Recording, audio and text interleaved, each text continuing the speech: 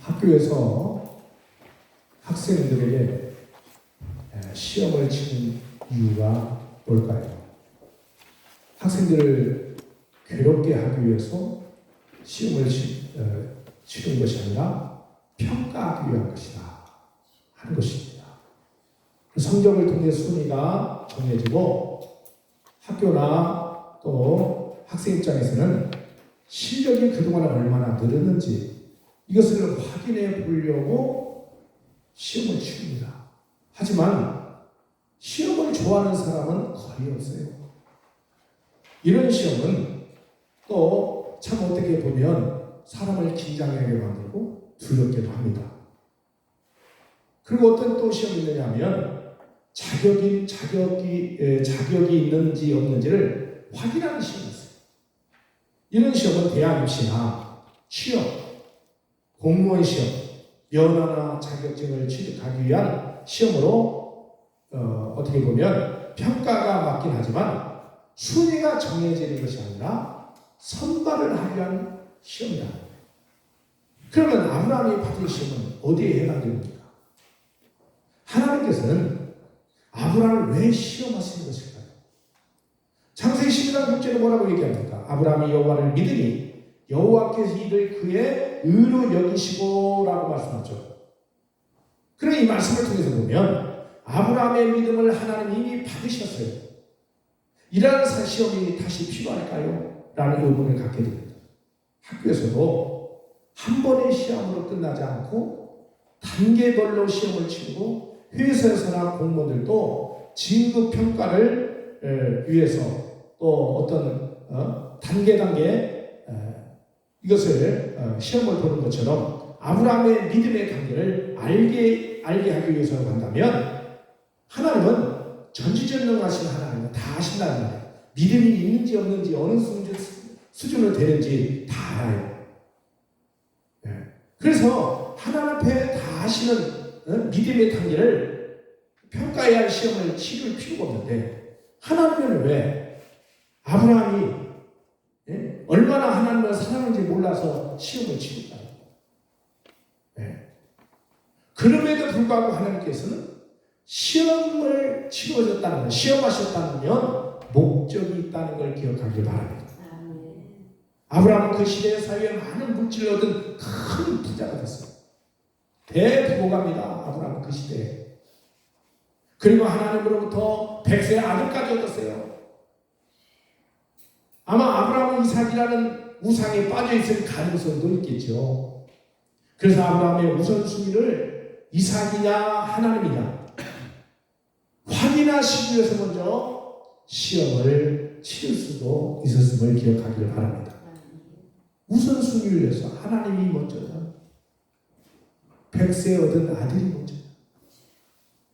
오늘 하나님이 아브라함을 시험하시라고 아브라함을 불렀습니다. 아브라함은 내가 여기 있습니다라고 대답을 합니다. 하나님께서는 아브라함에게 순종하기 너무도 힘든 어려운 명령을 내리십니다. 모레아 땅으로 가서 아들 이삭을 번제를 드리라. 번제는 짐승의 내장과 가죽을 벗겨내고 불살라서 하나님께 바치는 제사의 종류 하나입니다. 보통은 양이나 비둘기나 번제로 드리죠. 아들을 번제로 바치라는 명령을 하나님께서 내리셨다는 사실 믿기 힘들어요.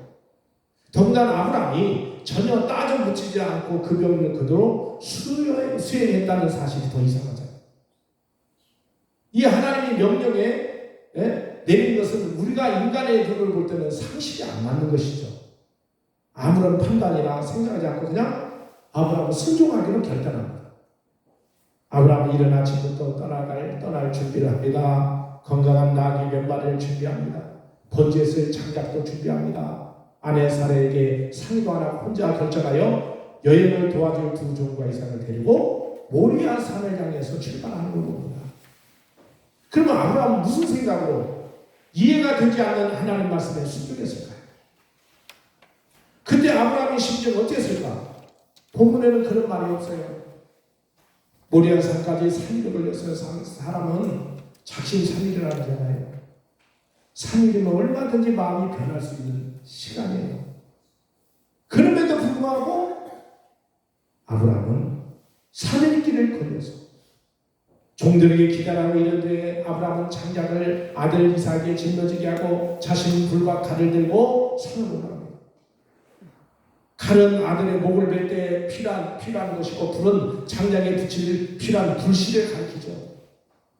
그래서 불과 칼이라고 하는 것은 고대인들의 생존 필수품입니다. 생존 필수품이어서 인류 문명의 토대라는 거예요. 동시에 불과 칼은 인간을 파멸시키는 무기이기도 하죠. 네. 그래서 장작을 치고 산에 오르던 이삭이 아버지 아브라함을 불러요. 불과 나무는 있는데, 칼도 있는데 번제할 어린 양은 어디 있습니까? 그러니까 아브라함은 무슨 대답을 할 수 있겠어요? 애매합니다. 그래서 뭐라고 얘기합니까? 내 아들아, 번제로 드릴 어린 양은 하나님께서 손수 준비하셨단다. 그러니까 아브라함은 지금 아들을 번제물로 삼으려고 결심한 상태에서 길을 떠났기 때문에 그걸 차마 발산할 수가 없었을 거예요. 네가 재물이 나면 우리 아버지 노방 걸렸네 하고 도망갔을 거예요. 두 사람 사이에 대화가 더 이어지지 않습니다. 아브라함은 큰 바위에 제단을 쌓았습니다. 네. 그리고 이 이삭을 결박하여 제단 장작 위에 드립니다. 아브라함은 이삭의 목에 칼을 겨누고 있습니다. 이삭은 장작을 짊어질 정도의 나이가 들었으니까 저 아브라함이 그 당시에 15세, 아브라함 나이가 115세 정도 되었을 것이라는 그 추측이 있어요. 그럼 당연히 할 수가 없잖아요. 근데 이삭은 아버지 왜 이러십니까? 라고 말합니까? 말이 없어요. 아브라함도 너를 번제로 바치라는 하나님의 명령을 수행할 줄이라는 말하지 못하고 그냥 침묵하고 있어요. 아브라함이 칼을 아들 목에 대는 순간에 하늘에서 아브라함을 부르는 소리가 났어요. 아브라함아, 예, 제가 여기 있습니다. 3번이나 반복하여 대답을 합니다. 어떤 일이 벌어져도 그는 여기에 있어야 한다 그 말이죠. 그 말이 무슨 일일까요? 하나님은 아브라함에게 아이에게 손을 대지 말라.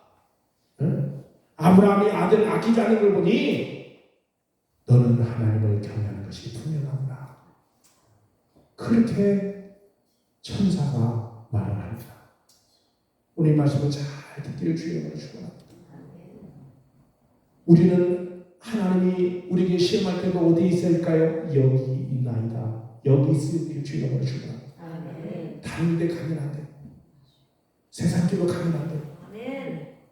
예배하는 자리에 가 있어요. 기도하는 자리에 가 있어야 돼요. 내가 여기 있나이다. 지금 번제 드리려고 하나님이 말씀하셔서 번제 드리려고 번제 드리는 이 자리에 있나이다 라고 한 거예요.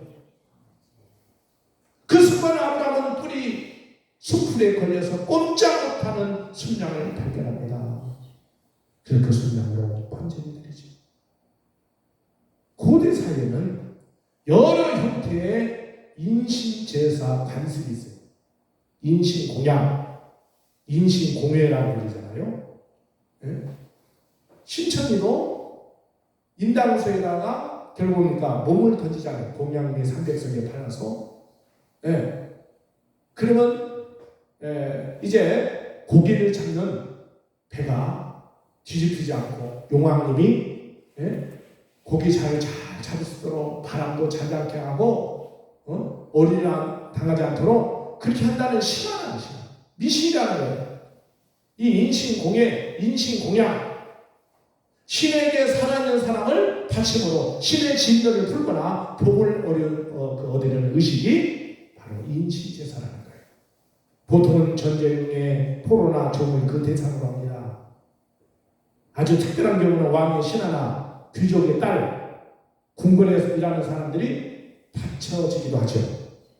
세계 어느 곳에서 그런 흔적의 인신제사가 있어요.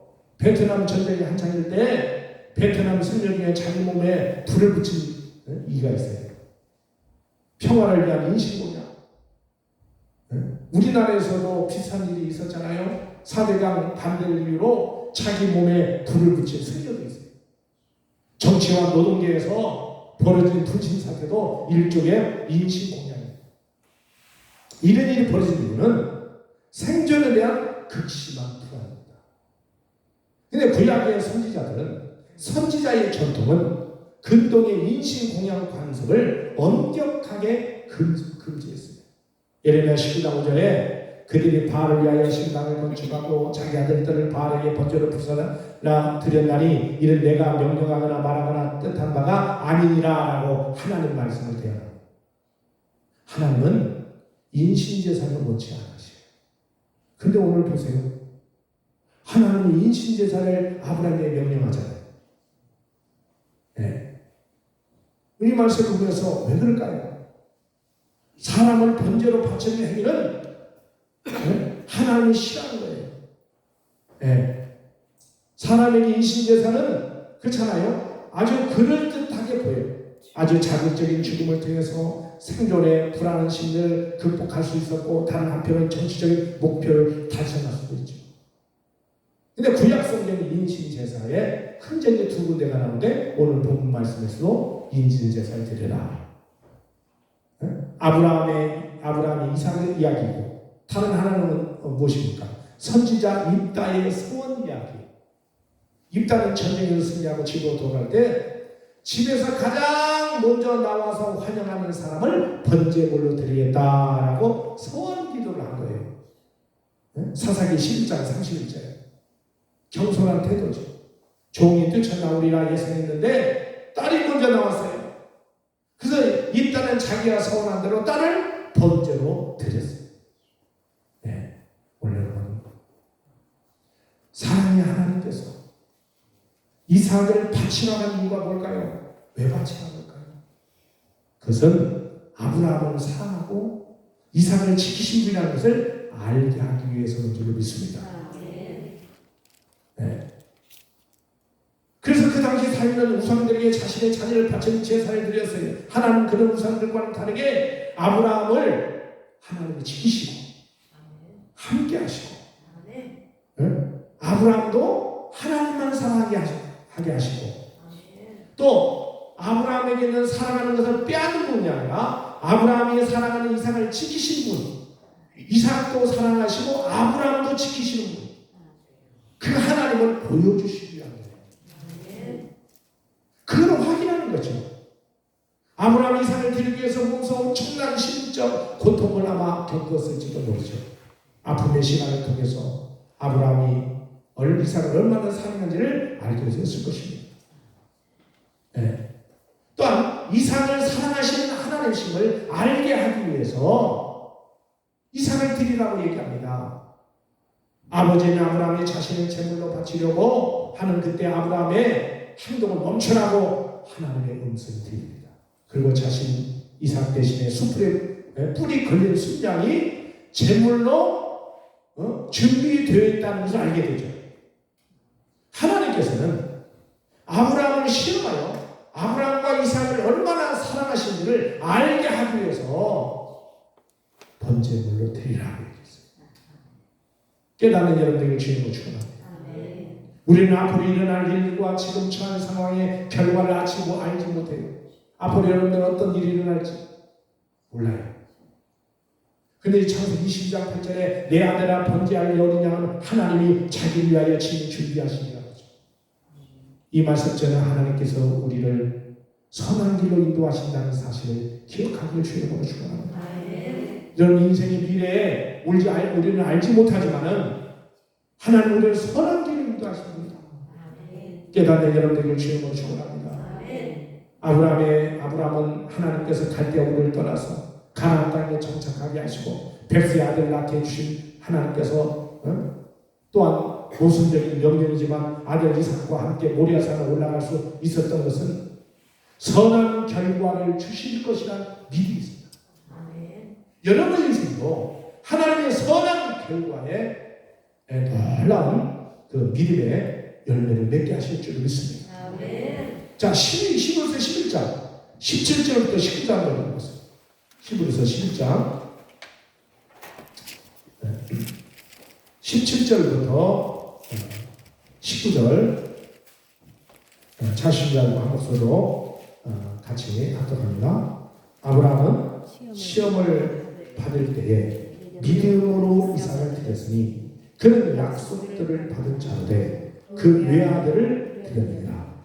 그에게 이미 말씀하시기를 내 자손이라 칭할 자는 이삭으로 말미암으리라 하였으니 그가 하나님이 능히 이삭을 죽을 자 가운데서 다시 살리실 줄을 생각하니라.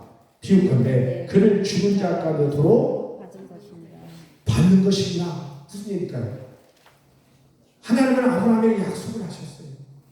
이스마엘이 아니라 이삭을 통해서 너의 후손이 복을 받을 것이다. 근데 이삭을 바치라는 거예요. 그 어떻게 될까요? 바치면 어떻게 후손이 복을 받겠어요? 후손이 어디 있다고? 하나님이 나를 시험하십니다. 아멘. 설령 죽였다 할지라도 도로 살려주실 것입니다. 이게 믿음이었어요. 그래서 사라에게 얘기도 안 하고 간 거예요. 왜? 다시 도로 살려주셔서 다시 오기 때문에. 그걸 모르는 사라에게 만약 그만했다면 난리 났을 것이고 차라리 나를 잡아달라고. 나를 잡아달라고. 왜? 백세 얻은 아들 하나 맡은 아들 하나님을 원망할지도 몰라. 주실 때 던지고 또 데려갈 때 던지고 너무 많이 대박할 거예요. 이게 아브라함의 믿음이었어요. 깨닫는 여러분들을 주님을 축원합니다. 여러분 도로 살려주실 것이다. 이 믿음이 있었기 때문에 그 어려운 시험도 순종할 수가 있었다. 하나님께서는 우리의 내일을 어떻게 이끌어 주실지는 정확하게 알 수 없어요. 그러나 아브라함처럼 하나님의 말씀을 따라 실망하지 않고 살아가다 보면 우리가 하나님께서 우리를 선한 길로 인도해 주실 것이라는 믿음으로 오늘 여러분들 사시길 주님으로 축원합니다. 우리가 이 사건을 보면서 깨달을 것이 뭐냐? 하나님께서 우리를 시험하여서 떨어뜨린 분이 아니라 당신의 사랑을 확인하게 하고 그 사랑을 유지할 수 있도록 하시는 분임을 깨닫는 여러분들의 주님으로 축원합니다. 그래 여러분들의 시험에 통과하고 시험의 과정을 지나고 하나님의 이렇게 하나님 나를 사랑하셨구나.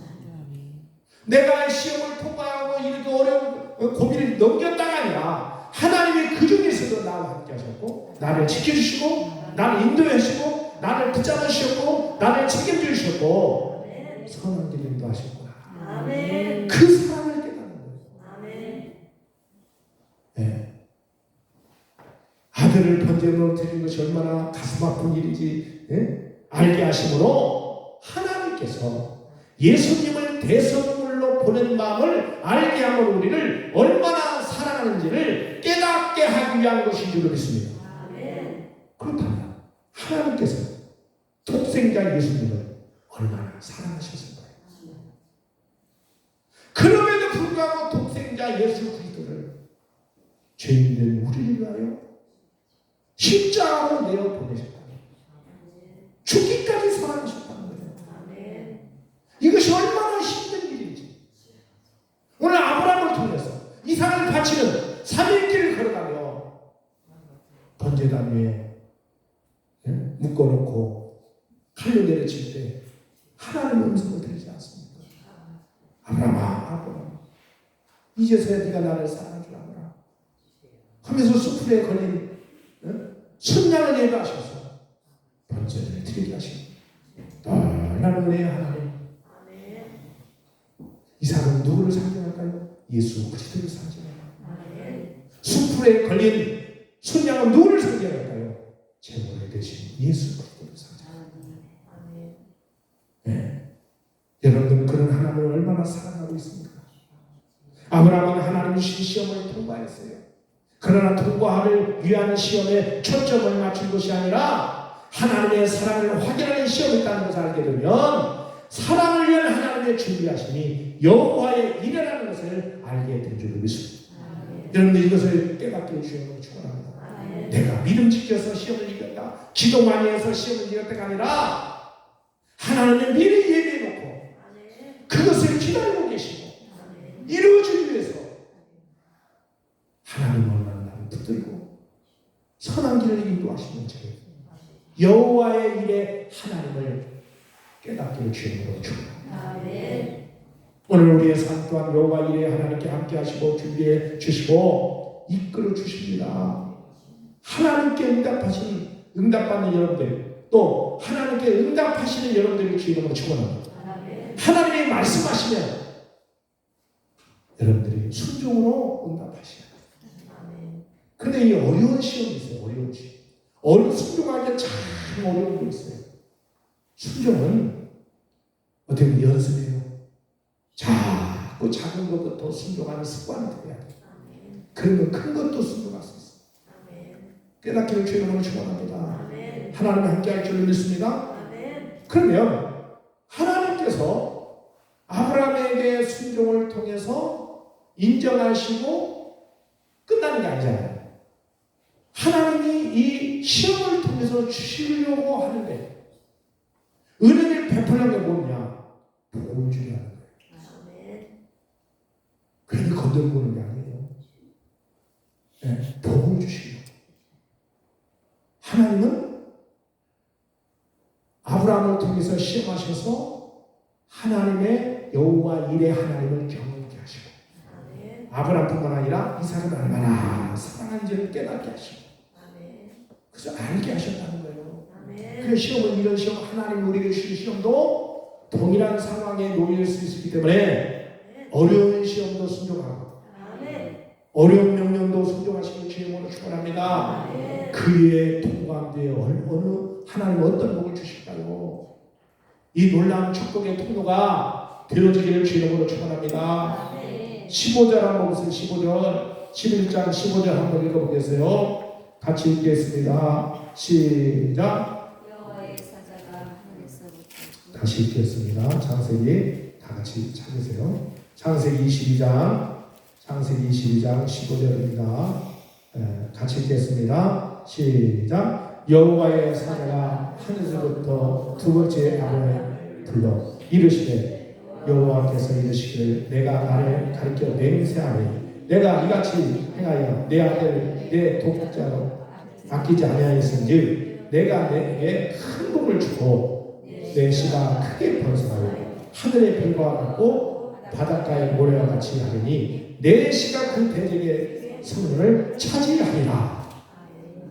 이건 뭐냐? 시험 후에 무슨 복이냐? 큰 복이 왔다. 할렐루야. 깨닫는 여러분들이 바랍니다. 큰 복은 누가 주시냐? 하나님이 주시냐. 우리가 노력해서 이동할 양식은 먹을 수 있지만 그러나 큰 복은 누가 줘야 한다고요? 하나님 주시냐. 그러면 하나님께서 큰 복은 어떤 상황에서 주십니까? 시험을 통과하는 거예요. 어떤 시험? 하나님의 사랑이 얼마나 큰지. 하나님이 나의 고난 가운데서도 하나님 나를 지키시고 보호하시고 붙잡으시고 함께 하신다는 것을 여호와의 일의 하나님을 경험해야 돼. 이게 시험의 목적이에요. 나를 괴롭히는 게 아니에요. 나를 힘들게 하는 게 아니에요. 이걸 여러분들이 깨달아야 돼요. 이걸 경험하시길 주님으로 축원합니다. 그러면서 18절에 보면 그 17절은 내가 내게 큰 복을 주고 내 씨가 크게 번성하여라고 그러죠. 내 씨가 크게 번성한다는 거예요. 자, 아브라함이 그의 외아들 이삭을 하나님께 번제를 바쳐냈다가 그 대신 하나님께 준비하신 순양을 번제를 드리기 위해 하늘로부터 천사이 들려왔는데 너의 후손 크게 번성할 것이고 내 씨가 크게 번성할 것이다 라고 말씀하죠. 이 말씀을 기억하시기 바랍니다. 아브라함은 그의 유아들도 아끼지 않고 하나님을 섬겼습니다. 그의 후손을 하늘의 별과 바다의 모래같이 많아지게 할 것이다. 이 말씀 무슨 얘기일까요? 하나님이 아브라함에게 약속한 것입니다. 창세기 12장에 바로 너는 나라 또한 너희 후손이 나라가 될 것이다. 나라가 될 것이라 했는데 그냥 60명, 70명이 나라가 아니잖아요. 예, 나라는 최소한 나라의 어떤 군대라든지 정치, 경제, 문화 이런 모든 것들을 스스로 자유스럽게 운영할 수 있고 운행할 수 있을 정도라면 최하가 200만, 300만 되잖아요. 그러니까 다시 말하면 국민을 만드신다는 거예요. 다시 말하면 너의 후손을 통해서, 이삭의 후손을 통해서 내 씨를 통하여 국민을 만들 것이다. 그 국민 만들면 어디로 갑니까? 예고로 가잖아요. 이후에 400년 동안 계기되잖아요. 거기서 국민이 만들어지는데 바로 200만, 250만 400년 동안 그렇게 만들어진 거예요. 깨닫는 여러분들이 바랍니다. 그러니까 여러분들이 하나님 말씀에 참 순종하기 어려운 것이 있다거나 말씀을 자꾸 드려야 돼요. 그 약속의 말씀을 붙잡아야 돼요. 순종할 수 있는 힘은 말씀에 있는 거예요. 할렐루야.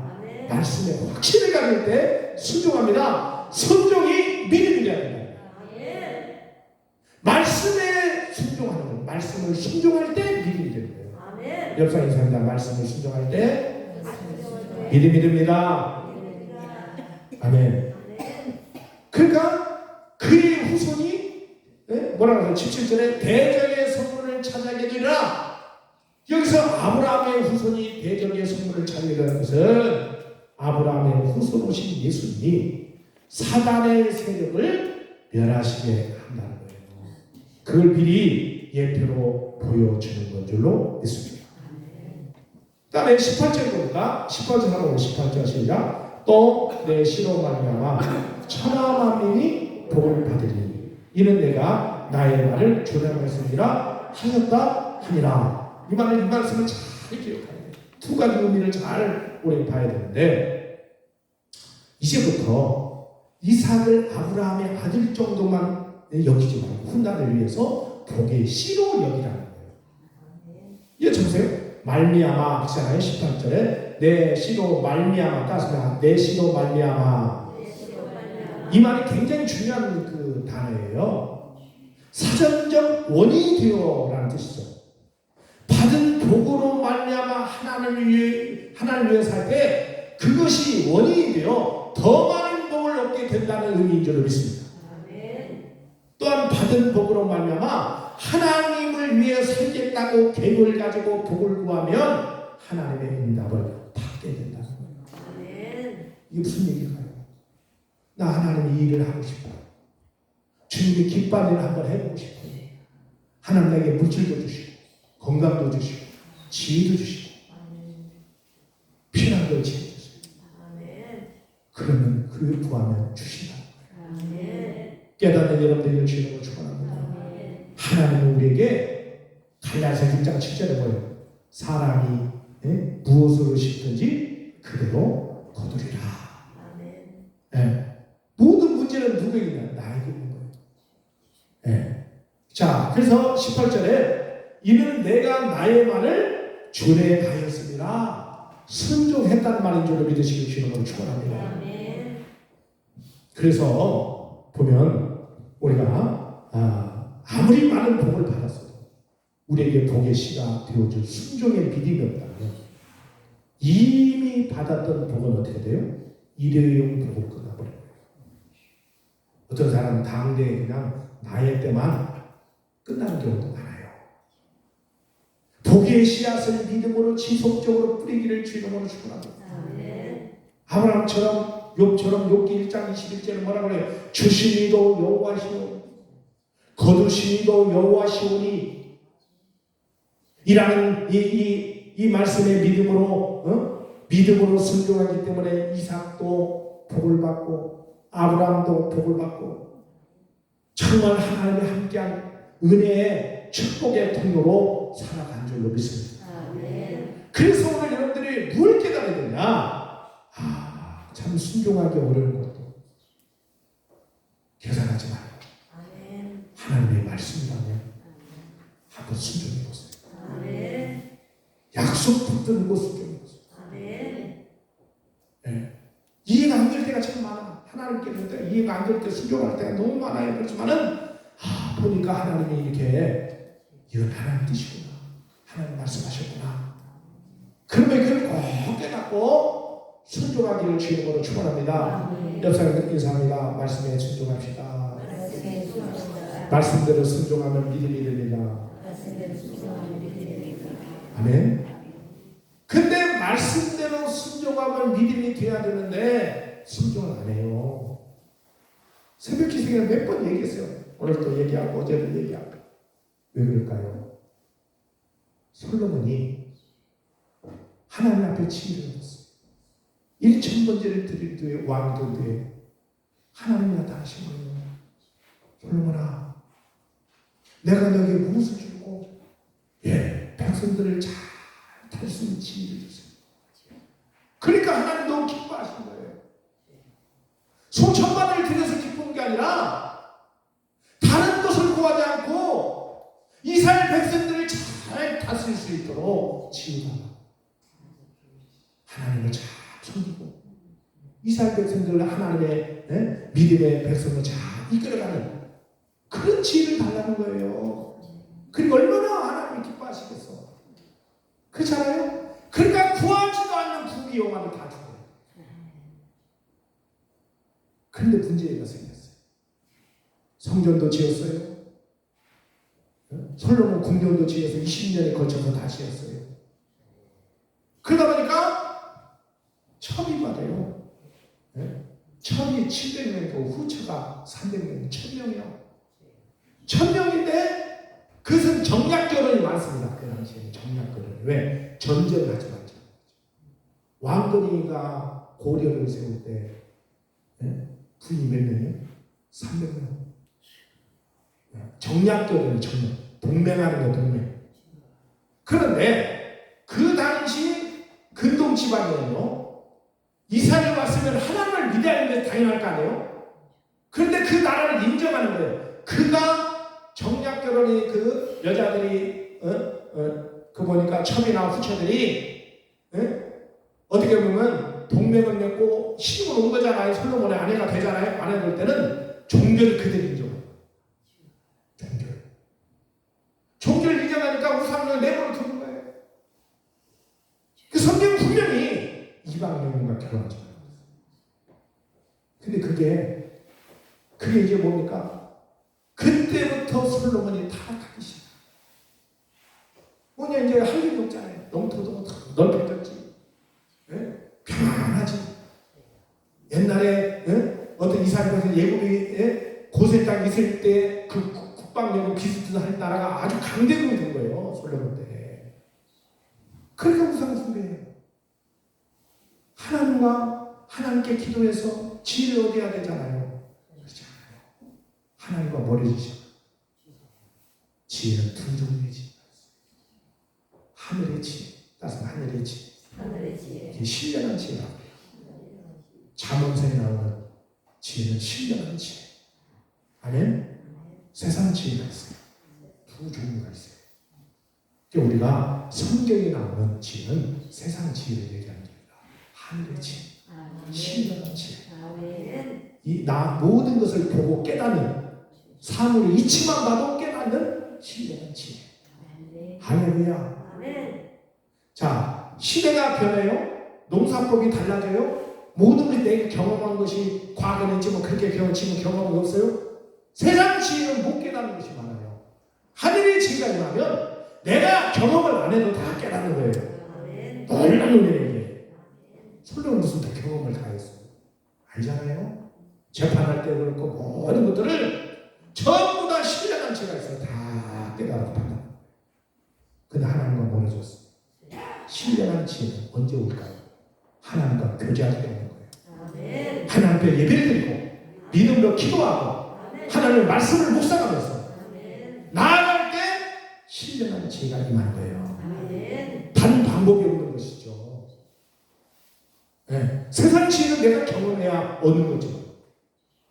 그런데 하나님과 멀어지고 우상 숭배하고 하나님과 교제하지 않고 그러다 보니까 뭐가 사라져요? 신령한 지혜, 하늘의 지혜가 다 소멸돼요.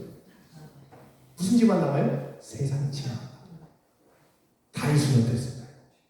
다윗은 정말 힘들고 어렵고 고난당하고 사울에게 쫓겨갈지라도 아들 낳은 굴에서 지내고 참 힘든 가운데 있어도 압살롬을 통해서 반역 사건을 통해서 쫓겨가고 도망다니고 때도 말씀의 자리, 기도의 자리, 예배의 자리를 놓치지 않는다.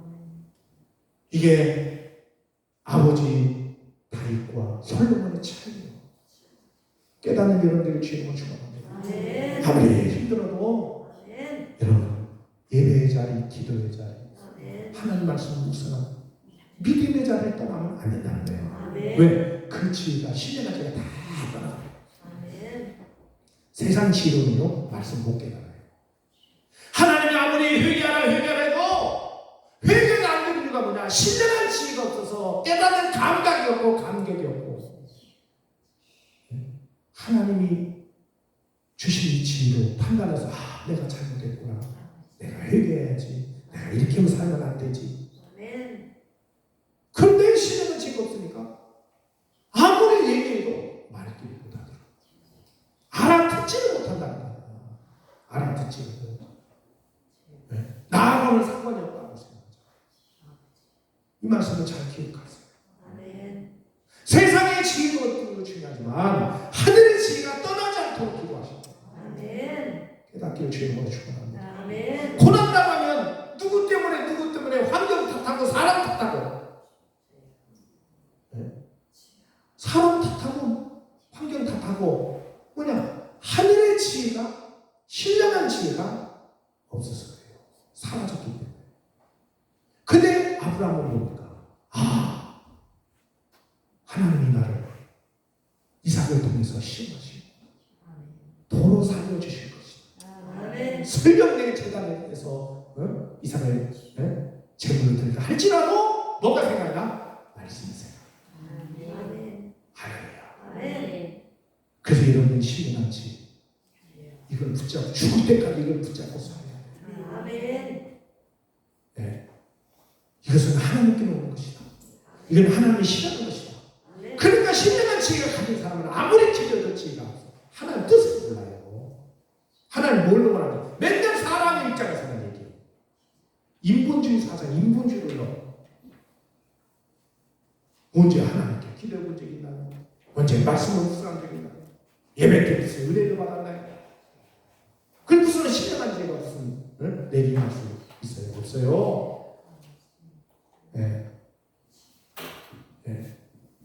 그래서 이 말씀 붙들고 정말 순종하기 어려운 하나님의 말씀을 붙잡고 그래도 믿음으로 순종합니다. 1절에 보니까 아침 일찍 떠나죠. 3일길에 흔들면서 이삭을 데리고 올라갑니다. 이 어려운 순종이 뭐냐? 하나님의 아들 예수의 희생을 상징한 적이 있습니다. 하나님 우리를 때때로 시험하십니다. 우리 믿음을 시험하세요. 우리의 순종을 시험하세요. 하나님 시험에 통과해서 하나님이 우리를 지금까지도 지켜주시고 보호하셨지만 사랑하셨지만 얼마나 내가 너를 사랑하는지를 우리를 시험을 통해서 알게 하신 거예요. 깨닫기를 바랍니다. 그 야고보서 1장 2절부터 4절에 여러 가지 시험을 한다. 어떻게 알아봤어요?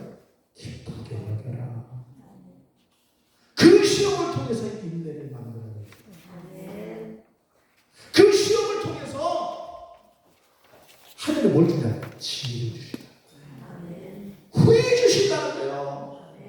할렐루야. 어떤 지혜? 세상 지혜가 아니라 하늘의 지혜, 신령한 지혜, 후회 주신다는 거예요.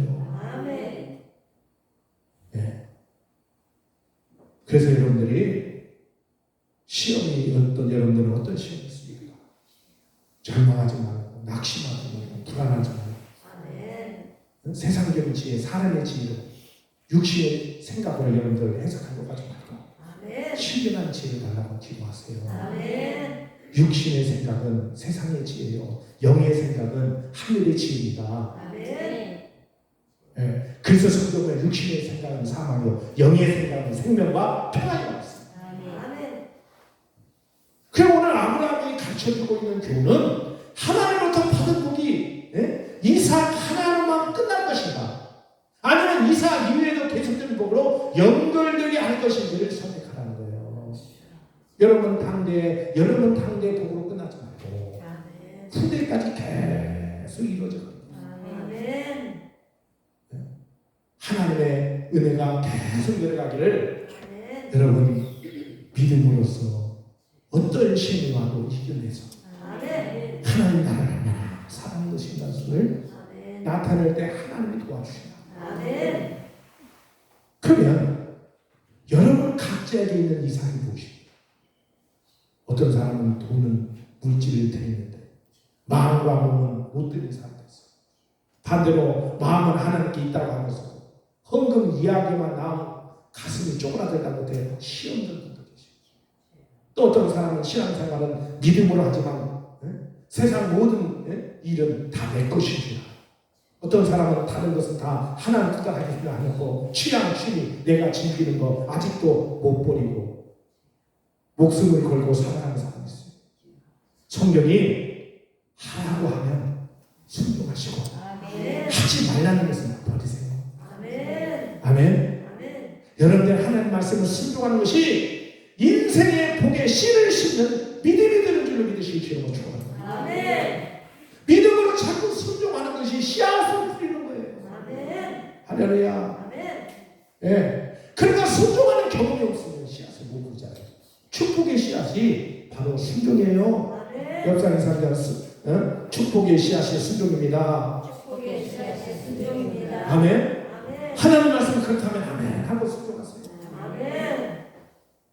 당장의 상황이나 형편을 따지기는 순종 못해요. 이를 따지고 저를 따지고 내 지혜로는요 아무리 계산해도 순종 못해요. 할 수가 없어. 바보 같아 순종하면. 예? 엄청난 시간과 대가를 치러야 되고, 이거 순종했다가는 나중에 잘못하면 큰일 날 것 같아. 그러나 그렇지 않아요. 아멘. 그게 믿음이에요. 믿음. 아멘. 할렐루야. 아멘. 믿음으로 순종하세요. 아멘. 하나님 말씀을 잘 들으면 순종은 쉬워요. 어려운 순종도 말씀 순종하다 보면 믿음이 생겨서 그 순종의 신경이 복의 씨앗들이 훗날에 백배 천배로 계속 번성해 되면서 아멘. 하나님의 복을 누리며 살게 되는 주님이었습니다. 아멘. 여러분 여기 여러분의 집안에 보면 감나무들 있잖아요. 감나무 여기 보니까 청하면 이쪽으로 보면 단감이 잘 안 되는 것 같아요. 단감이 바람이 많이 불어가지고 상품 가치도 없고 다 바람을 실키고 그래요. 근데 대부분 잘 되죠.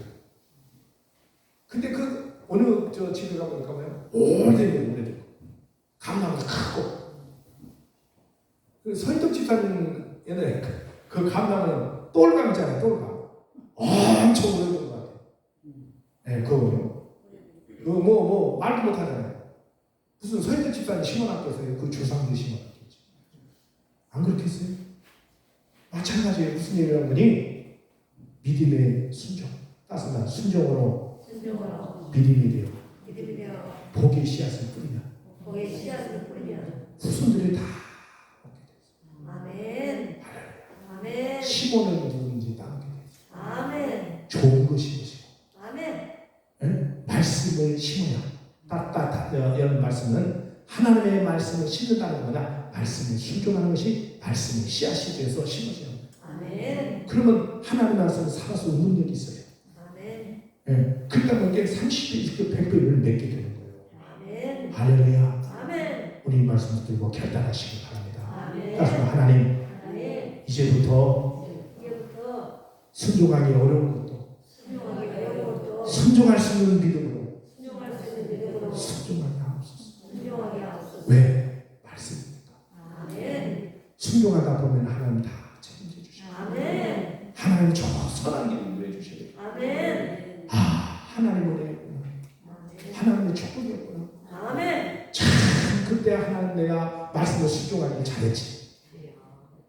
그 열매가 맺어서 아멘. 여러분을 통해서 정말 아브라함 같은 믿음의 역사가 후손들에게 이삭에게 내려가고 후손들에게 내려가서 복을 받는 것처럼 이 복이 저와 여러분들에게 함께를 주의 이름으로 축원합니다. 아멘. 기도하겠습니다. 하나님 감사합니다.